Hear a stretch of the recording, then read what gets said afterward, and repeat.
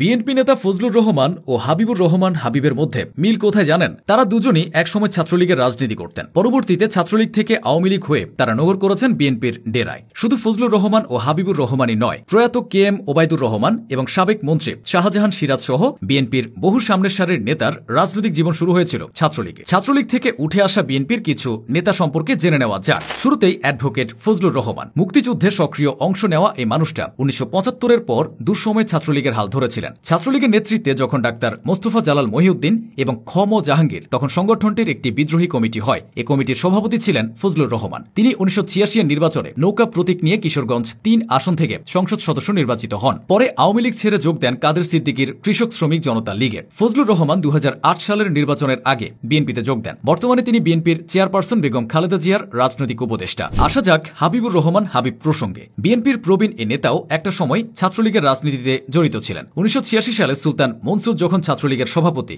আর Abdur Rahman secretary, তখন হাবিবুর রহমান ছিলেন সহসভাপতি। পরে তাকে ছাত্রলীগের কেন্দ্রীয় সভাপতি করা হয়। হাবিবুর রহমানের নেতৃত্বে 90-এর এরশাদ বিরোধী আন্দোলন গড়ে উঠেছিল। তার নেতৃত্ব, সাহস ও দক্ষতার কারণে অনেকে তখন মনে করেছিল হাবিব পরবর্তী সময়ে আওয়ামী লীগের রাজনীতিতেও গুরুত্বপূর্ণ হয়ে উঠবেন, কিন্তু ঘটেছে তার উল্টোটা। রাগ অভিমানে 1996 সালে আওয়ামী লীগ ছেড়ে দেন তিনি, যোগ দেন বিএনপির রাজনীতিতে। 1991 থেকে 96 পর্যন্ত যে বিএনপির বিরুদ্ধে তিনি স্লোগান তুলেছিলেন, আন্দোলন করেছিলেন, সেই বিএনপি হয়ে ওঠে তার ঠিকানা। প্রয়াত KM ওবায়দুর রহমান ছিলেন বিএনপির তৃতীয় মহাসচিব। তিনিও ঢাকা বিশ্ববিদ্যালয়ের ছাত্র অবস্থায় একবার ছাত্রলীগের সাধারণ সম্পাদক ও দুইবার সভাপতির দায়িত্ব পালন করেছিলেন। ওবায়দুর রহমান 1962-63 সালে ঢাকা বিশ্ববিদ্যালয়ের কেন্দ্রীয় ছাত্র সংসদের সাধারণ সম্পাদক নির্বাচিত হন। এছাড়া 1963 সালে তিনি পূর্ব পাকিস্তানের ছাত্রলীগের সভাপতি নির্বাচিত হন। পরবর্তীতে তিনি 1964 সালে বাংলাদেশ আওয়ামী লীগে যোগদান করেন। স্বাধীনতার পর বঙ্গবন্ধুর মন্ত্রিসভায় তার ঠাঁই হয়েছিল। বিএনপিতে KM ওবায়দুর রহমানের পথ চলা শুরু হয় 1978 সালে। তিনি জিয়াউর রহমানের সরকারের একাধিক মন্ত্রণালয়ের দায়িত্বে ছিলেন। মাঝে জাতীয় পার্টিতে গেলেও 1991 সালের নির্বাচনের পর আবারও তিনি বিএনপিতে যোগ দেন। ইন্তেকালের আগ মুহূর্তে